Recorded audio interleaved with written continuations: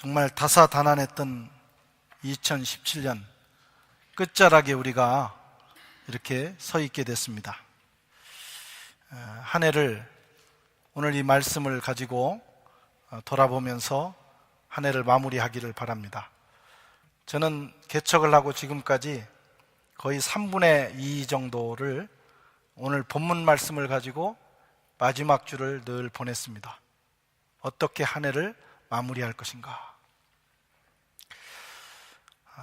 오늘 본문은 이스라엘 백성들이 미스바 광장에 모여서 그들이 죄를 참회하며 영적 대각성 운동을 하는 그 사건을 기록한 말씀입니다. 엘리 선지자가 다스리던 시대에 이스라엘은 큰 어려움을 경험했어요. 그는 선지자였고, 그는 제사장이었고, 그리고 정치 지도자였습니다. 그런데 그가 나이가 들면서 몸은 비대해졌고, 또 영적인 눈은 어두워져서 시대를 분별하지 못하고, 그 결과 이스라엘 민족이 어려움을 당했습니다. 그도 죽고 그의 자녀들도 죽고, 블레셋에 의해서 하나님의 법궤는 빼앗겼습니다. 아직 하나님의 법궤가 이스라엘 진중에 돌아오지 않았어요. 20년이 넘었습니다. 하나님의 법궤는 이스라엘 백성들에게 참으로 중요한 상징입니다. 하나님이 우리와 함께 계시다 하는 상징이에요. 그런데 하나님의 법궤가 지금 이스라엘 진중에 들어오지 못하고 아비나답의 집에 있습니다. 그래서 늘 마음이 불편한 거예요. 정치적으로, 경제적으로는 이제 전쟁 후에 20년 지나면서 어느 정도 안정이 됐을지 몰라요. 그런데 영적으로는 갈급합니다. 하나님만이 채우실 수 있는 공간이 있기 때문입니다. 그래서 그들은 이제 여호와의 법궤를 사모하는 마음이 이제 그 마음속에 차고 넘쳤어요. 그때 하나님께서 사무엘 선지자를 통해서 그 백성들을 미스바로 모이게 하셨습니다. 그리고 그들이 미스바에 모여서 이제 하나님 앞에 참회하며 기도를 시작을 합니다. 그런데 이 소식을 블레셋 사람들이 알게 됐어요. 이 첩보를 안 블레셋 사람들이 군대를 조직해서 치러 올라옵니다. 마귀는 귀가 박습니다. 성도들이 뭘 하는지, 우리가 어떤 일을 하고 있는지를 보고 있다가 귀에만 대면 쳐들어오는 것이 원수 마귀입니다. 그래서 늘 깨어 있어야 되고 한순간도 방심해서는 안 되는 것입니다. 블레셋의 소식을 들은 이스라엘 백성들이 큰 두려움에 휩싸였습니다.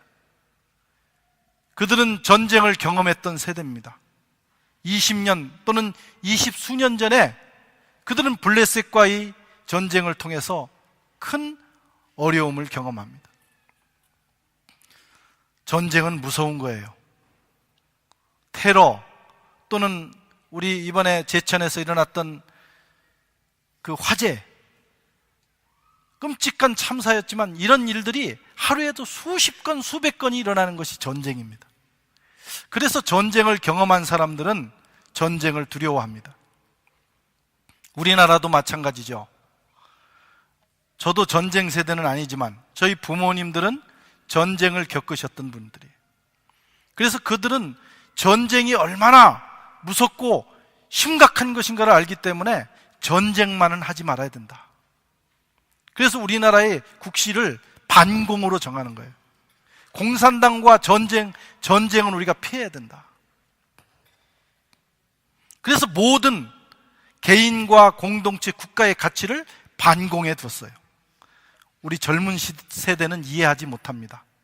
왜냐하면 우리는 공산당을 경험한 적도 없고 전쟁도 경험한 적이 없어요. 부모들이 다 겪고 부모들이 다 읽어놓은 아주 편안한 상태에서 우리는 그저 누리는 사람들이기 때문에 전쟁에 대해서 그렇게 두려워하지 않습니다. 그러나 전쟁은 무서운 거예요. 어쨌든 전쟁이 일어나면 특별히 우리나라 같은 경우는 다시는 회복할 수 없는 그런 지경에 빠지게 됩니다. 많은 사람이 죽어야 되고 어려움을 겪습니다. 나라와 민족을 위해서 기도를 많이 하시기를 바랍니다.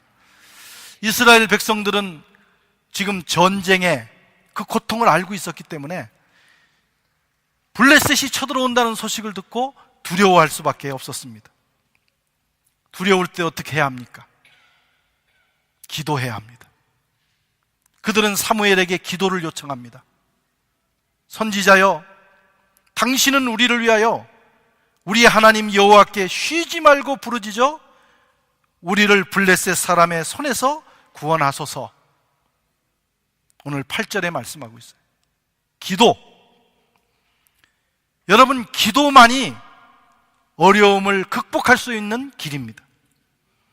두려울 때, 앞길이 막혔을 때, 역사와 인생이 위기에 처했을 때 우리가 선택해야 되는 가장 좋은 길이 뭐냐? 전능하신 하나님 앞에 기도하는 거예요. 기도하면 기적이 일어나고 기도 외에는 다른 방법이 없습니다. 기도는 전능자의 손을 움직이는 능력입니다. 우리가 기도할 때 우리의 인생의 생사화복을 주관하시고 역사를 붙들고 계시는, 역사의 수레바퀴를 돌려나가시는 하나님께서 역사하십니다. 그래서 기도만큼 개인이나 가정이나 교회나 국가가 어려움 당할 때 기도만큼 효력 있는 것은 없어요. 사무엘은 어린 양 하나를 가져다가 하나님께 범죄를 드린 후에 이스라엘 백성들을 위해서 간절히 기도를 드립니다. 그 기도를 들으시고 하나님께서 응답하셨어요. 기적을 베푸셨어요. 블레셋 진영에 어떤 일이 일어나게 하셨어요. 그래서 그들이 혼비백산 도망가게 됩니다. 이스라엘 백성들이 그들을 추격합니다. 이스라엘 백성들은 사실 군사가 아닙니다. 지금 예배드리러 모였어요. 회개하러 모였어요. 무기도 없습니다. 어떻게 싸우겠어요? 게임이 안 됩니다. 블레셋 사람들은 철기군들입니다. 그런데 하나님께서 이기게 하신 것입니다. 여러분, 인생의 생사와 화복, 전쟁의 승리는 하나님의 손에 있어요. 사람이 어쩌고 저쩌고 하는 것 같지만 그렇지 않습니다. 하나님께서 역사하시는 거예요. 사무엘상 17장 47절은 이렇게 고백합니다. 전쟁은 여호와께 속한 것인즉 그가 너희를 우리 손에 붙이시리라.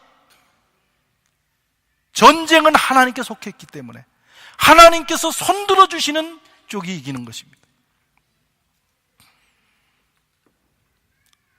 이스라엘 백성들은 전적인 하나님의 능력으로 이 전쟁의 승리를 거두었습니다. 그때 사무엘은 놀라운 일을 하나를 하는데 거기서 돌 하나를 취해서 센과 미스바 사이에 세웁니다. 그리고 이름 붙이기를 에벤에셀, 문자 그대로 도움의 돌, 풀어서 말하면 하나님께서 여기까지 우리를 도우셨다, 이렇게 고백합니다. 12절 같이 한번 읽겠습니다. 사무엘이 돌을 취하여 미스바와 센 사이에 세워 이르되 여호와께서 여기까지 우리를 도우셨다 하고 그 이름을 에벤에셀이라 하니라. 여호와께서 여기까지 우리를 도우셨다. 너무나 상식적이고 당연한 거 아니겠어요? 지금 이 전쟁에 승리한 백성들이 이렇게 고백하는 건 너무나 상식적이고 당연한 일입니다. 그런데 놀라운 것은 많은 민족, 많은 개인들이 이 상식을 넘어설 때가 많다. 너무나 이 고백이 상식적이지만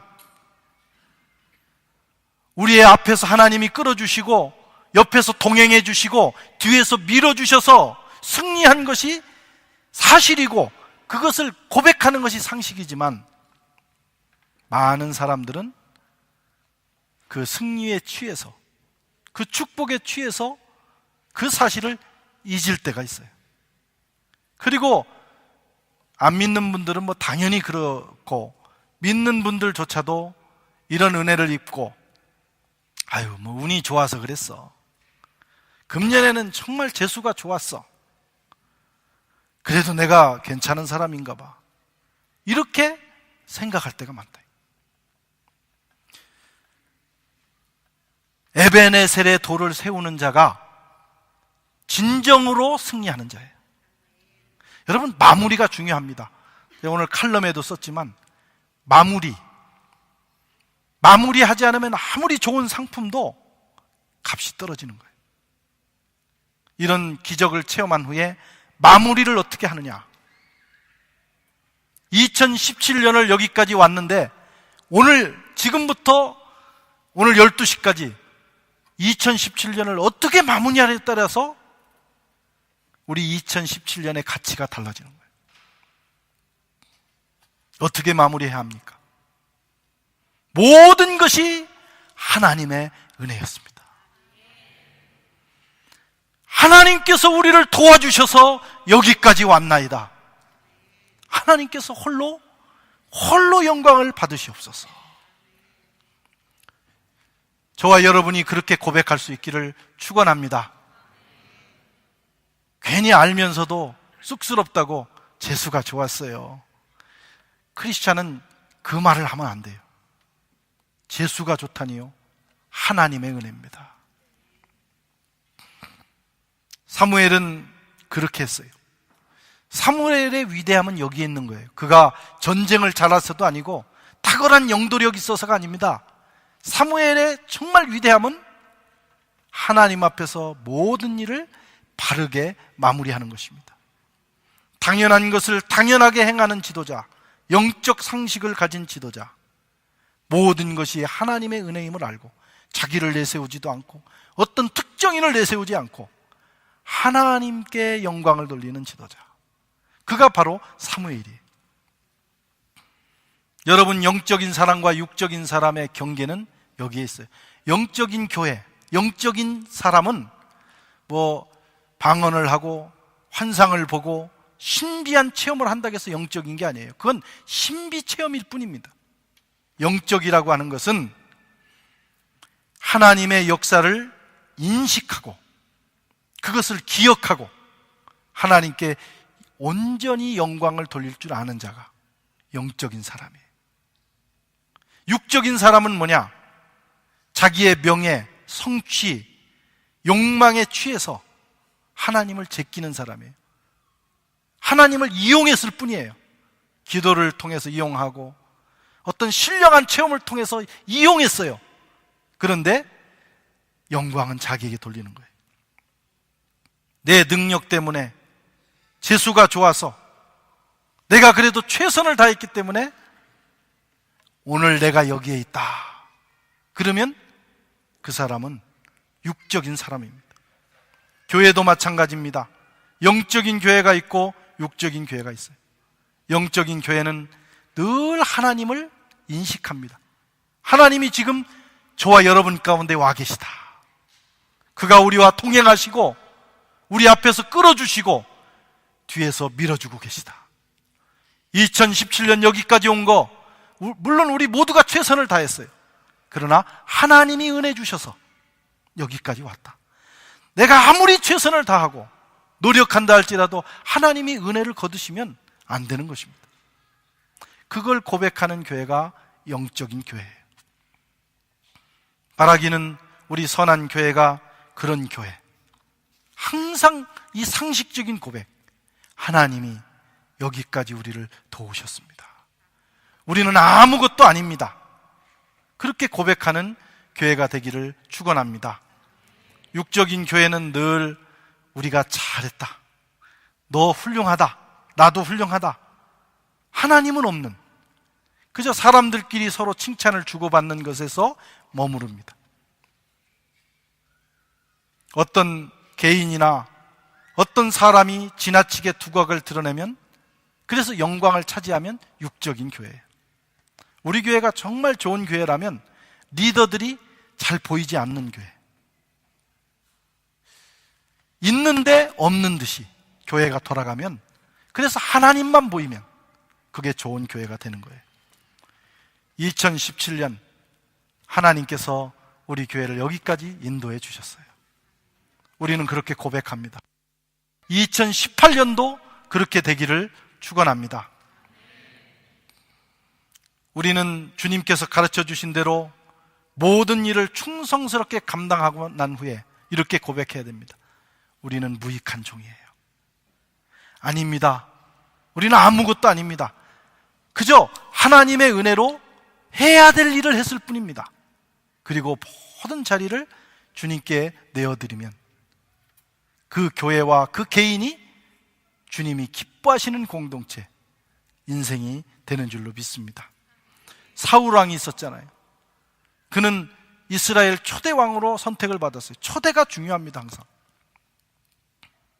잘했으면 그의 후손으로 그리스도가 올 수 있는, 피조물이 누릴 수 있는 최고의 영광의 자리에 선택을 받았어요. 그는 처음에 겸손했어요. 그를 불렀을 때 행구 뒤에 숨었어요. 사실은 너무 지나치게 겸손한 거예요. 이게 겸손도 지나치게 겸손하면 의심해 봐야 돼요. 그가 조금 잘 되자 그만 교만해졌어요. 하나님께서 그를 얼마나 축복하셨는지 가는 곳마다 전쟁에 이기게 하셨어요. 하나님이 그를 높여주셨습니다. 하나님의 은혜였어요.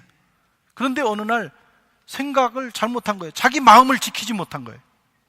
마음 지키는 것이 중요하거든요. 처음 그 마음, 겸손했던 마음, 신앙생활 처음 시작할 때 마음, 2017년 처음 시작할 때 마음, 그 마음을 지키면, 그리고 끝까지 가면 하나님 책임져 주시는데, 사울이 그만 잘 될 때 교만해졌어요.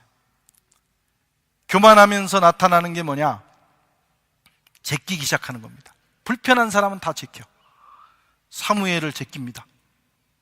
그래서 사무엘이 제사를 집례해야 되는 제사장인데 자기가 해버리는 거예요. 물론 제사는 똑같은 제사를 드렸어요. 그런데 자기가 해야 될 일이 아닌데 그의 스승을 제꼈어요. 스승을 제낀 사람은 곧바로 하나님도 제낍니다. 하나님을 어떻게 제껴요?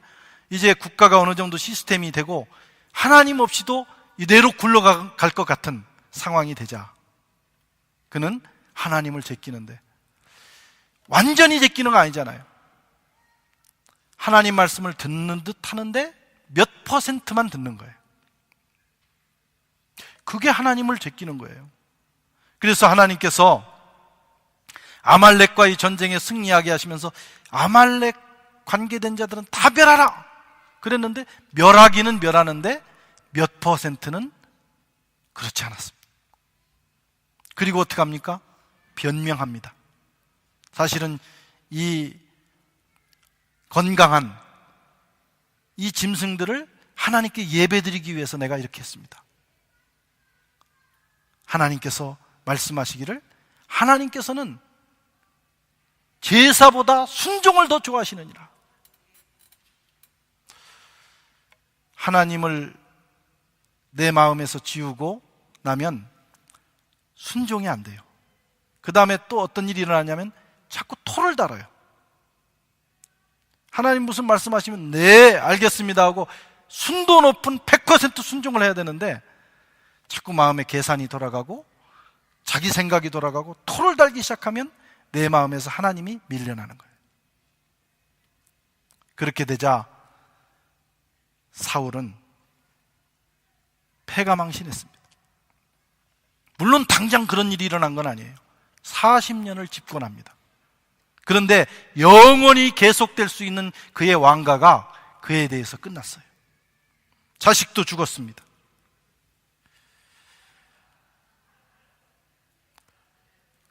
우리의 인생에 열쇠를 쥐고 계신 분은 하나님이십니다. 저도 이제 50대 중반이 돼요. 50년 이상 살아보니까 인생이 내 마음대로 안 된다 하는 것을 알게 됩니다. 젊을 때 20대 30대는 모릅니다. 그런데 시간이 갈수록 그렇지 않다. 누군가 보이지 않는 손이 있다. 깨달으셔야 돼요.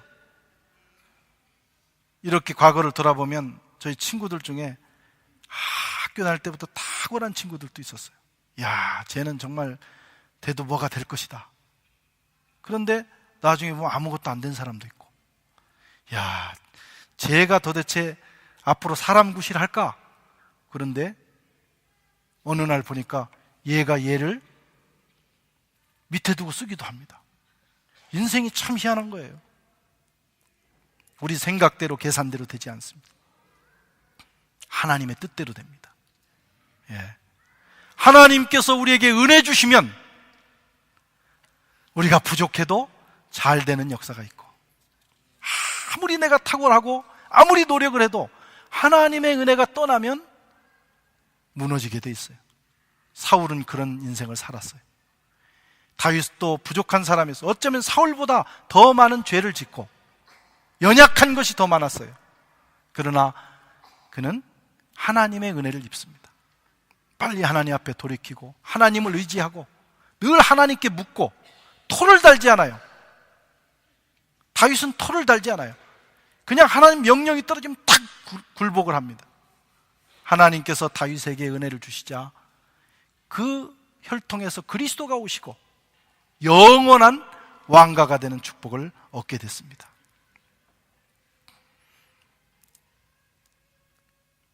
어떤 자에게 하나님의 은혜가 흐릅니까?